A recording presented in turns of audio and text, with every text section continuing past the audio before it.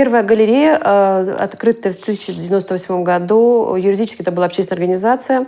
Был такой даже казус, я пришла в Минюст и говорю, мы хотим вот создать галерею, нам надо как-то юридически зарегистрироваться. То есть хотелось изначально, чтобы все было как положено. Но Минюст очень сильно пожимал плечами, мы не знаем, что это такое, что с вами делать. В общем, нашли потом форму, это общественная организация, сейчас мы тоже также существуем, как общественная организация, некоммерческая.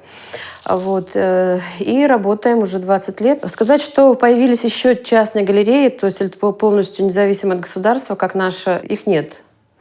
Но появились полугосударственные форматы муниципальные. Когда мы открывали галерею 29 сентября 1998 года, первая наша выставка была посвящена Эдику Бутерброду, нашему одному из лидеров художественной сцены, ныне, к сожалению, покойному.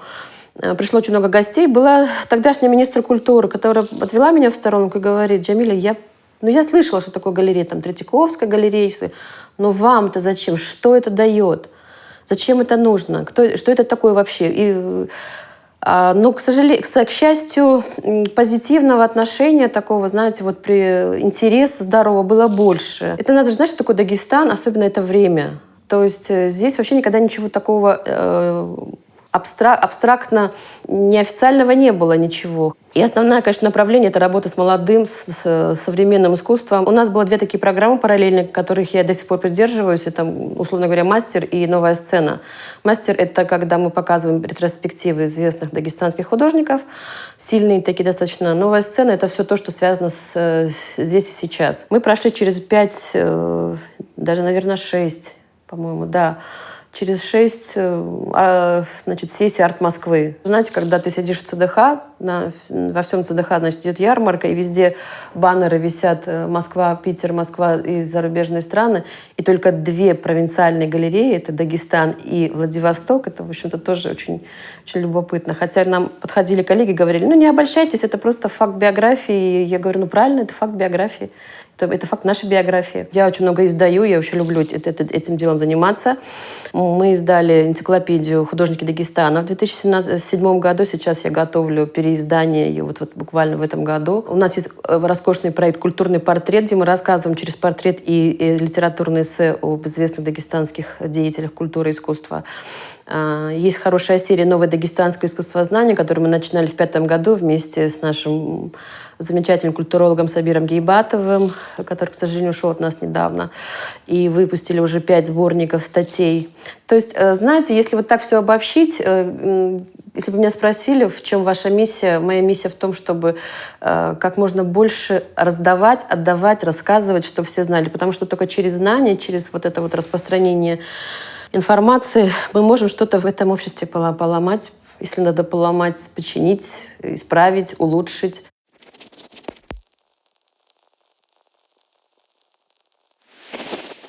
У нас очень хорошая история, контактная, партнерская с северокавказским филиалом ГЦСИ во Владикавказе. Когда они открывались в 2012 году, они позвонили мне и сказали: мы открываем филиал в Владикавказе, и мы хотим открыть наш филиал выставкой дагестанских художников. Это было очень здорово. Это было очень интересно, приятно. Потому что Дагестан большой, у вас очень много интересных художников, они многих знают, наших авторов. И я собрала тогда такой большой проект, который он путешествует часто, называется «Гора Каспий». И поехали толпой со своими работами, открыли. И с тех пор началось наше такое активное сотрудничество. Я всегда говорила, что мы вот вроде рядом, а совсем не знаем друг друга. Вот эта чеченская война отрезала нас от Осетии, от Кабарды, от Адыги. Мы больше знали, что происходит в Москве или в Мюнхене, допустим, что происходит в художественной жизни в этих республиках. Наших художников, когда узнали через эту выставку, стали приглашать на Аланику, международный симпозиум художественный, который каждый год происходит, на молодежную сессию «Артнес Кавказ». Потом мы еще, знаете, параллельно работаем. У нас хорошая дружба есть с северокавказским филиалом Государственного музея Народа Востока в Майкопе. Очень милый музей, готовый, открытый, очень, очень интересный. И вот сейчас в августе я еду опять-таки на Аланику.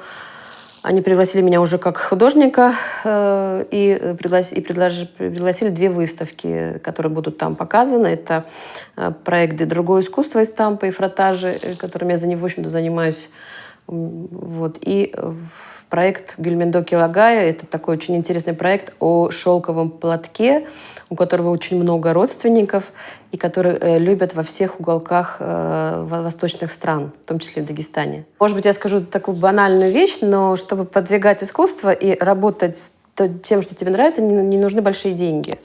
У нас есть попечитель, мы периодически выигрываем гранты, есть какие-то возможности. Они, конечно, очень минимальные, но на любой проект первой галереи отвлекаются сразу все. Иногда я думаю, что вот первая галерея — это второе Министерство культуры. Нельзя сказать, что это галерея современного искусства. Это такой междисциплинарный, такой, знаете, анклав. Мы много чем занимаемся, и все это связано с развитием. Вы знаете, у нас в уставе написана очень хорошая фраза. Когда я ее вписывала, я устав сочиняла, основная задача — развитие и популяризация современного искусства Дагестана. Все. А ведь там внутри все. А вы знаете, я делаю каждый год большие на 500-400 участников детские проекты. Называются они «Не учите меня рисовать». 11 лет я этим занимаюсь. За эти 11 лет многие из этих участников пошли дальше учиться. А сегодня они уже мои художники, такие взрослые художники уже, причем достаточно хорошо работающие. Вот. А просветительские проекты делаем. Вот эта акция, вот эта интересная история стрит-арта, которая получила название «Самый большой ковер». Мы нарисовали 3 ковра в Дагестане. 2. Один в Каспийске, который вот сейчас повторили, а второй мы нарисовали в Дербенте у крепости Нарынкала. 300 квадратных метров за один день. Я предложила художникам нашим, написала всем, позвонила, говорю, вот такая идея, ковер нарисовать, краски есть, обед будет, как бы, да, чай там, и все. Все с такой радостью согласились. Вы понимаете, людям очень хочется что-то делать совместно. Очень хочется что-то, люди получают очень большое удовольствие от этого.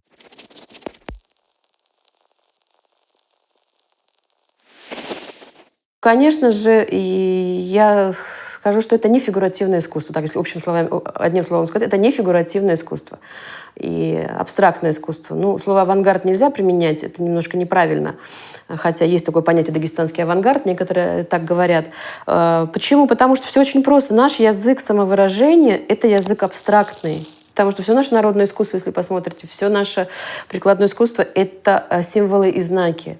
Реалистическое искусство, пришедшее сюда с революции в 17 году, которое принес Евгений Лансере, и которое, в общем-то, здесь внедрялось и существовало, оно существует и сейчас, но это не наш язык, это не наше письмо, не наша форма выражения. У нас есть художественные вузы, которые работают по программе Академии художеств, это русская реалистическая школа, но многие потом уходят в язык иносказаний, образов, символов, знаков, абстракции. И именно эти художники получают самое большое признание, фактически мировое. Ибрагим Халил Супьянов, вот тот же Эдик Бутерброд, вот работы здесь его висят. Фанди Магомедов, Тагир Ленагапуров. Это основной эшелон, это все художники, которые работают с языком абстрактным.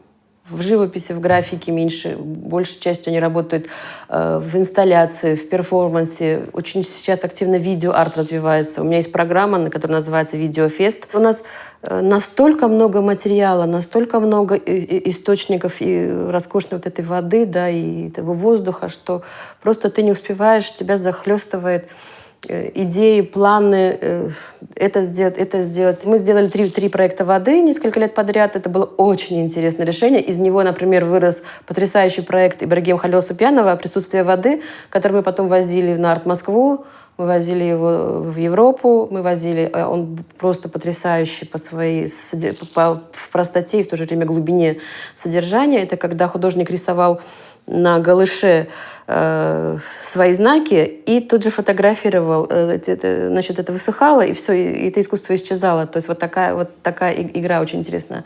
Мы это все распечатали на больших баннерах и показывали. Вот.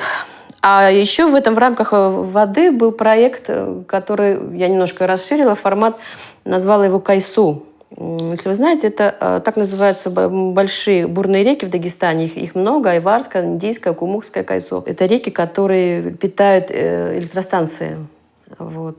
И вот этот проект «Кайсу» был самый интересный. Из него вырос проект, который назывался «Энергия наследия». Я придумала такой стрит-арт-проект расписать Черкесскую ГЭС. Он был посвящен 40-летию Черкесской ГЭС несколько лет назад, в 2014 году. И давайте мы вам распишем значит, Черкесскую ГЭС, плотину вот эту внизу в самом, распишет древними знаками. Это было очень интересно, потому что вода — это энергия, а наше наследие дагестанское — это тоже энергия. Мы взяли, значит, ну, подготовили заранее, конечно, собрали по книгам, значит, по своим, по музейным коллекциям, собрали наиболее такие известные символы и знаки, семантику, и разместили, расписали просто вручную значит, по всей этой территории. Сейчас даже они звонят, иногда говорят: ой, они говорят, уже почти все повыцвели, давайте приезжайте, мы их подновим.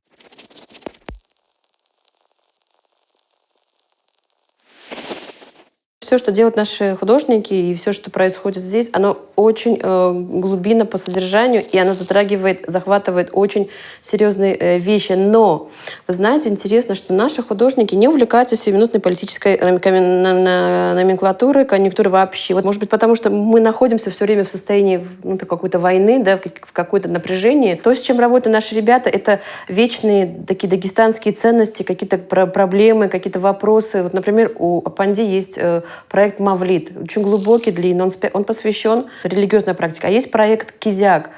Знаете, что такое кизяк? Это топливо, которое используется, которое женщины в горах делают из сена, смешивая с навозом, сушат, делают лепешки, сушат, потом делают какие-то, значит, выкладывают их в стопки и так далее, и так далее. Но это просто внешне, это просто как бы элемент тепла. С другой стороны, это один из древнейших символов и знаков нашей горской ментальности. Наши ребята работают с ментальными важными какими-то философскими аспектами. Я вдруг обратила внимание, работая уже в музее, что дагестанское изобразительное искусство никак не пересекается с темой Кавказской войны.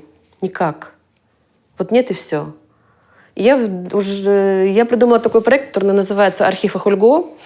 Почему Ахульго? Потому что это самая ключевая, серьезная ситуация, события в истории Кавказской войны. Это война, которая шла, конечно, не каждый день, которая шла почти 40 лет на нашей территории и унесла огромное количество культурных пластов, эмоциональных, человеческих жизней. Лучшая часть дагестанцев была вынуждена уехать отсюда. Это тоже потеря. Наша же культура и ментальное мышление, оно такое достаточно сложное, многоуровневое, трехплановое, как я говорю. Говорим одно, думаем второе, делаем третье. Так устроено, потому что жизнь очень сложная в горах была. Все диктует условия жизни, климат, положение географическое. Вот эта замкнутость, в которой тысячелетиями люди жили. У нас есть, допустим, порядка 5-6 художников, которые известны очень высоко оцениваются и в Европе, и в Москве. То есть достаточно серьезные художники. Адиль Стемиров, как я уже говорила, Панди Магомедов, Ибрагим Халил Супьянов, Таус Махачева, очень известная на весь, уже можно сказать, мир художница, тоже выходец из Дагестана. Несмотря на то, что она родилась и жила в Москве, а, как говорится, гены пальцем-то не выковыришь, все равно оно сидит. Вот посмотрите на ее творчество. Она все больше и больше уходит в какие-то глубокие смыслы, которые надо достаточно долго хорошо подумать и знать, чтобы их как бы распознать, да, о чем она говорит. А говорит она об очень серьезных вещах. Старается, по крайней мере.